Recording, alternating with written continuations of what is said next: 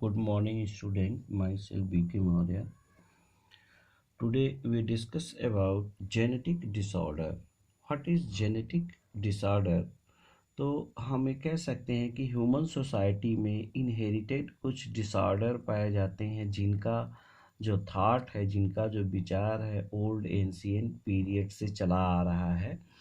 तो यह फीमेल में कुछ कैरेक्टरिस्टिक फीचर होते हैं और मेल में कुछ या फैमिलीज में कुछ कैरेक्टरिस्टिक फीचर होते हैं जो हेरिटेबिलिटी पर बेस्ड होते हैं।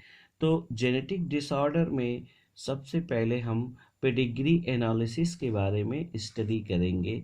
तो पेडिग्री एनालिसिस किसे कहते हैं, ठीक है ना। यहाँ पे हम कह सकते हैं जेनेटिक डिसऑर्डर, जेनेटिक डिसऑर्डर,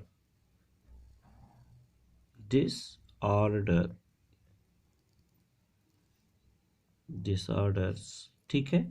तो जेनेटिक डिसऑर्डर्स जो होते हैं, ठीक है ना, तो जेनेटिक डिसऑर्डर जो ह्यूमंस में होते हैं, सबसे पहले मेंडल के बाद ब्रिटिश डॉक्टर सर आर्चीबोल्ड गैरोल्ड के द्वारा एल्केप्टेन्यूरिया डिजीज को इनहेरिटेड देखा गया कि एल्केप्टेन्यूरिया एक स्पेशल काइंड की जेनेटिक डिसऑर्डर होती थी। तो इसलिए हम गैरोल्ड को कहते हैं फादर ऑफ ह्यूमन जेनेटिक्स। तो यहाँ पर कहा जा सकता है कि फादर ऑफ ह्यूमन जेनेटिक्स हम किसको कहते हैं, या इन्हीं को कहते हैं फादर ऑफ बायोलॉजिकल जेनेटिक्स। तो गैरोल्ड को हम कहते हैं फादर ऑफ ह्यूमन जेनेटिक्स। तो गैरोल्ड ने ही सबसे पहले जेनेटिक डिसऑर्डर एल्केप्टेन्यूरिया को डिस्कवर्ड किया था। और जब एल्केप्टेन्यूरिया को इन्होंने डिस्कवर्ड किया था इसी वजह से, ठीक है ना। तो जेनेटिक डिसऑर्डर ह्यूमन बीइंग्स में सबसे पहले जेनेटिक डिसऑर्डर का जो डिस्कवरी की थी वो डॉक्टर गैरोल्ड के द्वारा की गई थी। किसके द्वारा? गैरोल्ड के द्वारा, जिनका नाम क्या था? गैरोल्ड, गैरोल्ड, ठीक है ना। और Garrod is the father of, is the father of, is the father of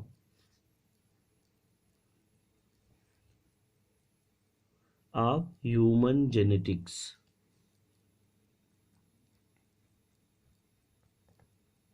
human genetics, Garrod को कहा जाता है father of human genetics.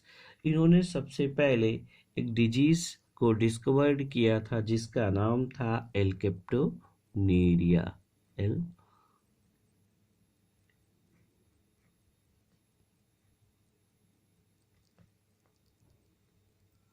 एल्केप्टोन्यूरिया disease को सबसे पहले गैरोल्ड ने क्या किया था? डिस्कवर्ड किया था। इसीलिए इनको फादर ऑफ ह्यूमन जेनेटिक्स कहा जाता है। इनको हम प्रायः फादर ऑफ बायोलॉजिकल जेनेटिक्स के नाम से भी जानते हैं। It is Garrod is also,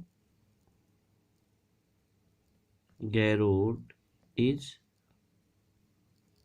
also named as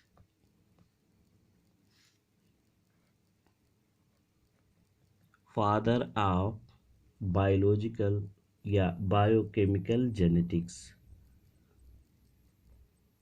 biochemical genetic,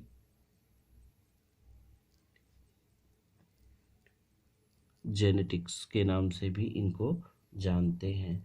तो इस ह्यूमन जेनेटिक्स के टर्म में सबसे पहले जो आता है उसको हम कहते हैं पेडिग्री एनालिसिस। क्या कहते हैं उसको?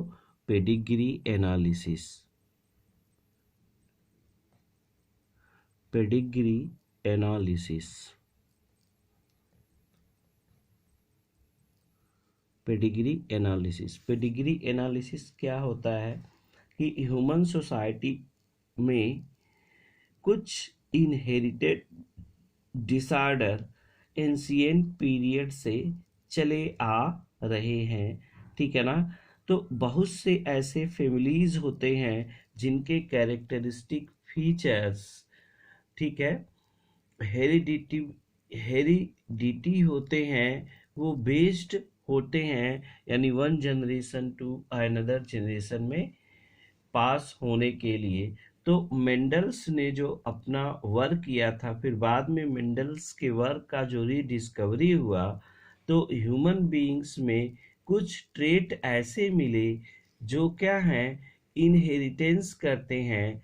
क्या इनहेरिटेंस का मतलब वन पीढ़ी टू अनदर पीढ़ी लीड करते हैं, और इन्हीं की एनालिसिस जो होती है उसी को हम कहते हैं पेडिग्री एनालिसिस, ठीक है ना। उसी को हम क्या कहते हैं, पेडिग्री एनालिसिस। तो यहाँ पे हम ये कह सकते हैं कि पेडिग्री एनालिसिस होती क्या है, ठीक है ना। तो pedigree analysis is a type of event in which inheritance of parental disorder identify, यानी जिसके द्वारा कोई भी पेरेंटल ऑर्डर आइडेंटिफाई होता है, उसी को हम क्या कहते हैं, पेडिग्री एनालिसिस के नाम से जानते हैं। यहाँ पे हम देखेंगे कि जो जेनेटिक डिसऑर्डर है उसमें जो पेडिग्री एनालिसिस है उसको हम किस प्रकार से कह सकते हैं, the study of inheritance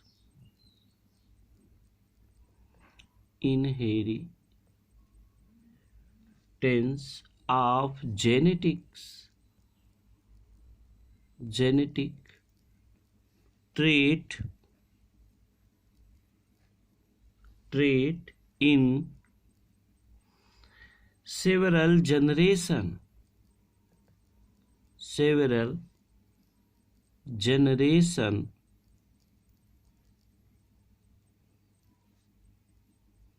of a human family,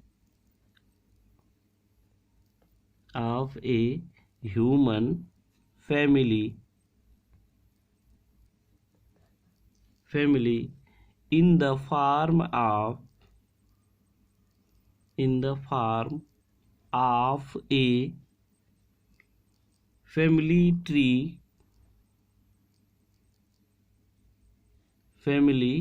tree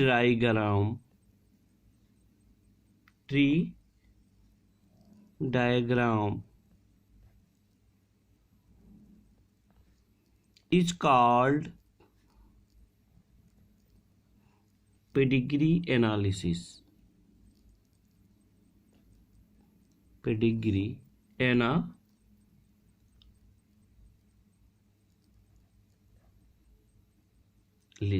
इसी को हम क्या कहते हैं, पेडिग्री एनालिसिस। तो हम कह सकते हैं the study of inheritance of genetic trait in several generation of a human family in form of a family tree diagram is called pedigree analysis।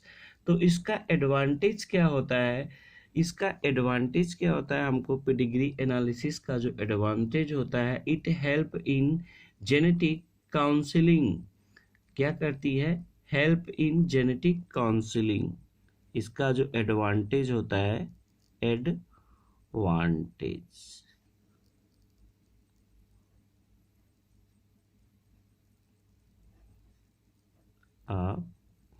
Pedigree analysis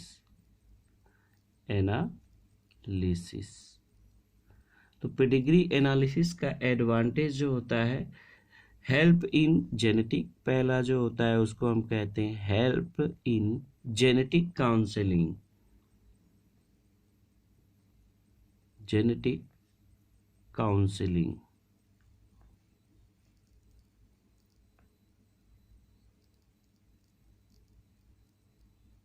ये जेनेटिक काउंसलिंग में help करती है to avoid disorder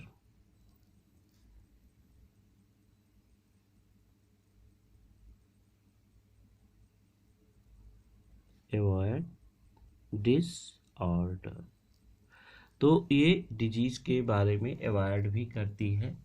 so original trait and flow of trait in a family. दूसरा help in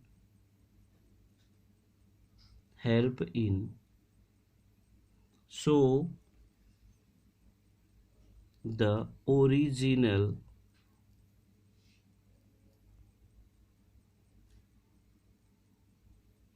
trait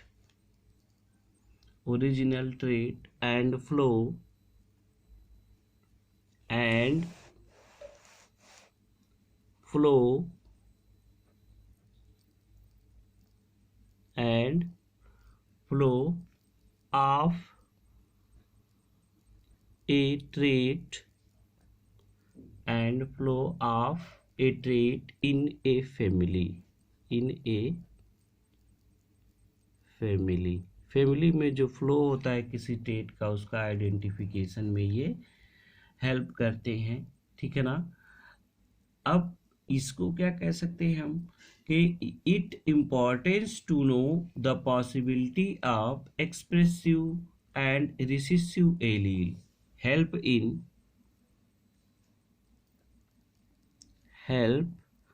in the expression. हम कह सकते हैं ये क्या करता है, help in expression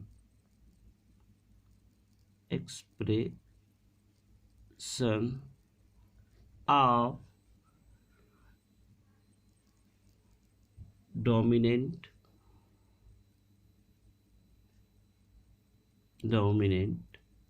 and recessive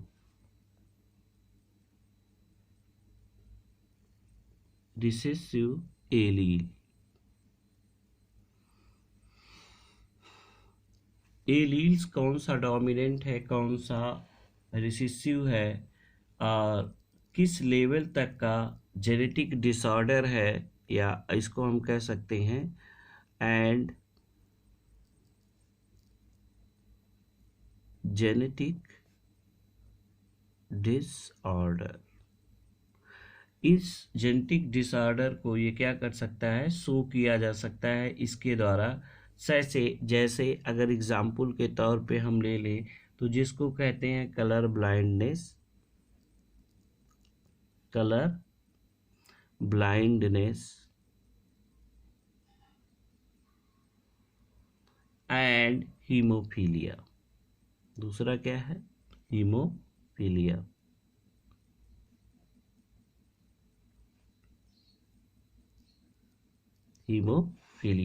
तो ये ऐसे डिजीज हैं कलर ब्लाइंडनेस और हीमोफीलिया जो पेडिग्री एनालिसिस के द्वारा आइडेंटिफाई किया जा सकता है। ठीक है ना। अब इसके लिए पेरेंट को जब शो करना होता है तो इसका एक स्पेशल काइंड का डायग्राम देखा जाता है। इसका क्या देखा जाता है, एक स्पेशल काइंड का यहाँ पे हम कह सकते हैं कि जैसे अगर हम देखें तो इस प्रकार का अगर होगा तो मेल जो होगा, ठीक है, मेल को हम इस डायग्राम से रिप्रेजेंट करते हैं ऐसे। ठीक है। फीमेल को ट्री बनाने में हम मेल का स्ट्रक्चर इस प्रकार से, फीमेल को राउंड से, ठीक है, और सेक्स अनस्पेसिफाइड यानी कोई सेक्स हो जो वो अनस्पेसिफाइड हो, जिसमें कोई पता न चले कि मेल है या फीमेल है, तो इसको हम कहते हैं सेक्स अनस्पेसिफाइड। जो अनस्पेसिफाइड होगा तो उसको हम इस रूप में उसको डिनोट करते हैं पेडिग्री एनालिसिस में। ठीक है। तो ये चीज़ है। और फिर इसके बाद अफेक्टेड इंडिविजुअल्स है, कोई इंडिविजुअल्स अफेक्टेड है चाहे मेल हो या फीमेल हो, तो अफेक्टेड इंडिविजुअल्स को हम इस रूप में दिखाते हैं ऐसे।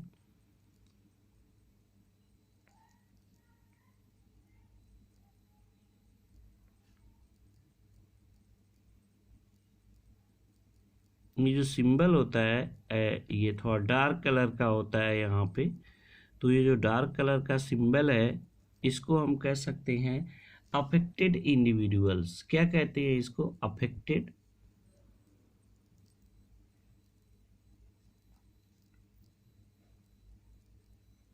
अफेक्टेड इंडिविजुअल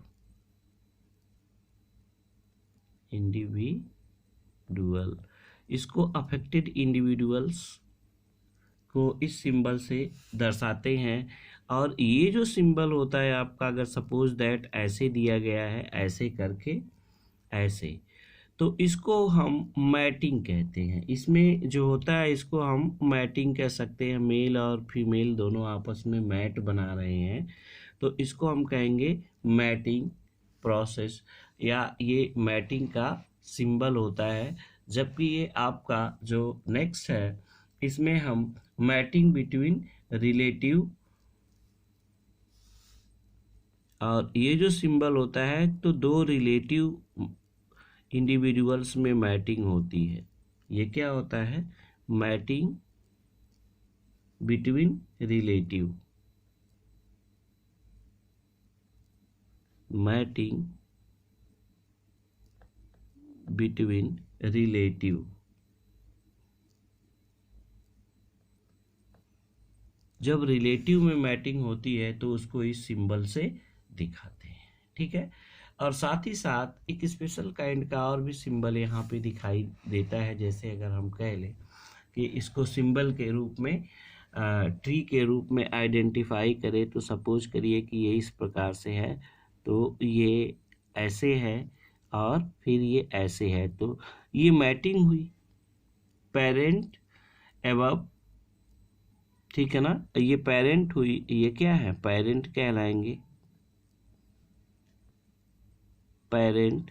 और इस पेरेंट में क्या होगा? मैटिंग होगी। और मैटिंग होने के बाद इन दोनों पेरेंट से जो हमको गेट होंगे, ऐसे इस तरह से सिंबल मिला, तो इसको हम कह सकते हैं कि ये पेरेंट है।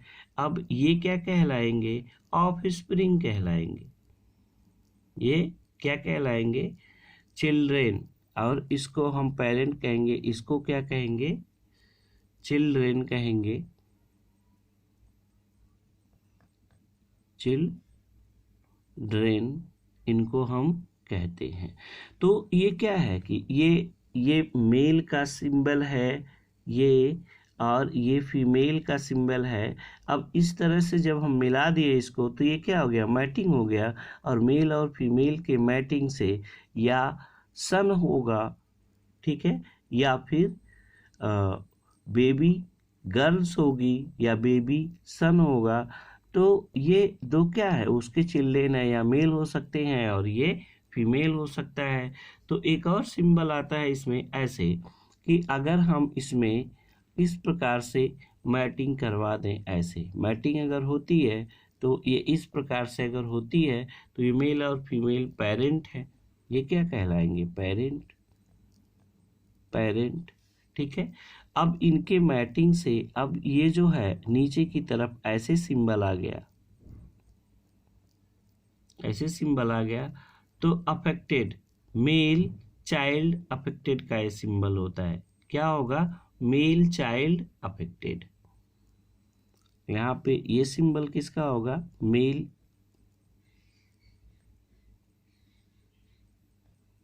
Child affected. इसमें मेल चाइल्ड क्या हो जाएगा? अफेक्टेड हो जाएगा।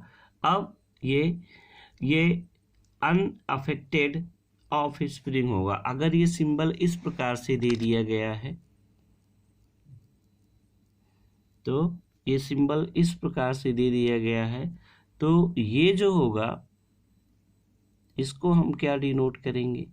इसको हम कहेंगे कि अनअफेक्टेड। क्या कहेंगे? अनअफेक्टेड, अनअफेक्टेड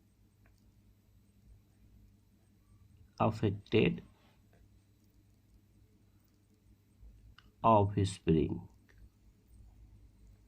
या इंडिविजुअल्स हम कह सकते हैं, या of spring unaffected of spring. तो इस प्रकार से हम पूरे पेडिग्री एनालिसिस के थ्रू हम किसी भी जेनेटिक डिसऑर्डर को क्या कर सकते हैं, पता कर सकते हैं। ठीक है, तो नेक्स्ट क्लास में हम जेनेटिक डिसऑर्डर और के बारे में पढ़ेंगे, और वो जेनेटिक डिसऑर्डर आपका है मल्टीपल बर्थ और जेनेटिक पॉपुलेशन, इसके बाद एम्ब्रियोसेंटेसिस है। तो अब जेनेटिक डिसऑर्डर इसके बाद हम पढ़ेंगे ह्यूमन जेनेटिक्स डिसऑर्डर, जिसमें सिकल सेल एनीमिया है, एल्केप्टोन्यूरिया है, फीनिल कीटोन्यूरिया है। इन सभी को हम क्या करेंगे, स्टडी करेंगे। ठीक है, तो तब तक के लिए नमस्कार।